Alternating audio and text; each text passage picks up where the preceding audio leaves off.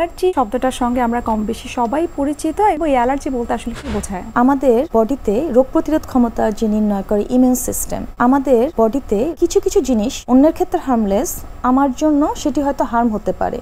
এটি ভেবে আমাদের যে ইমিউন সিস্টেম সে একটু অ্যাবনর্মালি রিয়্যাক্ট করে বা হাইপার অ্যাক্টিভ হয়ে যায়।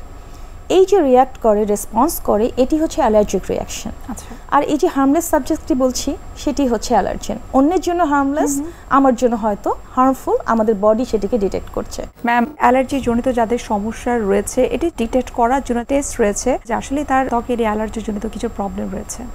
অ্যালার্জি আমাদের বডির তিনটি সিস্টেমকে আসলে ইফেক্ট ফেলে।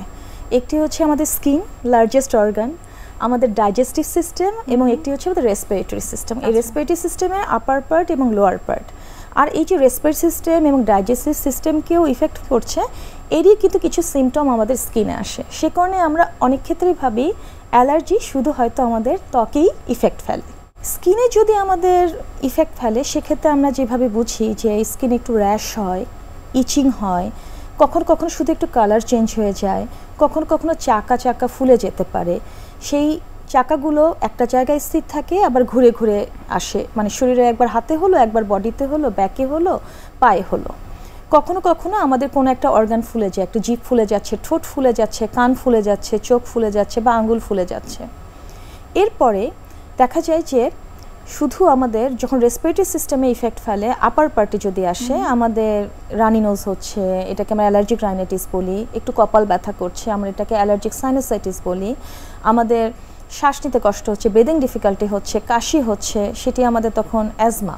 আমরা কিন্তু অ্যাজমা জানি, কিন্তু অ্যাজমা এবং অ্যালার্জি এরা একটা আর একটার সাথে একেবারেই ওতপ্রোতভাবে জড়িত। আচ্ছা, আর ডাইজেস্টিভ সিস্টেমে যদি আসি, দেখা যায় যে একটু পেট ব্যথা হচ্ছে, ভমিটিং হচ্ছে, এবং সেই সাথে স্কিনের র্যাশ হচ্ছে, এবং কখনো কখনো লাইফ থ্রেটেনিং হয়ে যাচ্ছে। তো সেক্ষেত্রে আমরা অ্যালার্জির যে টাইপগুলো আছে সেগুলোকে আইডেন্টিফাই করা এবং সেই অনুযায়ী মডার্ন টেস্টগুলো করা।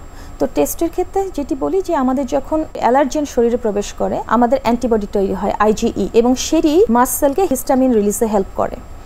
এই আইজিই লেভেলটাকে আমরা দেখি, এটি বেড়ে যায়, এবং আমরা কমপ্লিট ব্লাড কাউন্টের সাথে ইসোনফ্লিক কাউন্টই দেখি।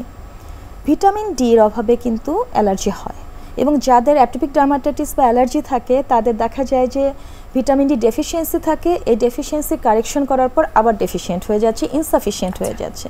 তো ভিটামিন ডি, আর ভিটামিন ডিকে মনিটর করে ম্যাগনেসিয়াম, জিঙ্ক। তো আমরা এই টেস্টগুলো দেখে থাকি, এবং সবথেকে বেশি যে টেস্টটি আমি সাজেস্ট করি এবং যেটির মাধ্যমে আমরা অনেকখানি অ্যালার্জিকে কন্ট্রোল করতে পারি সেটি হচ্ছে অ্যালার্জি প্যানেল টেস্ট।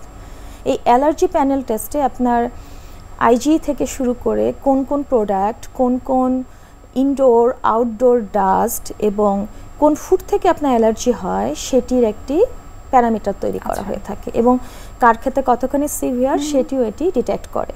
তো এর মাধ্যমে আমরা অ্যালার্জেনকে অ্যাভয়েড করে অ্যালার্জিকে অনেকখানি কন্ট্রোলে নিয়ে আসতে পারি। এছাড়াও রাস টেস্ট, প্রিক টেস্ট, এই টেস্টগুলো।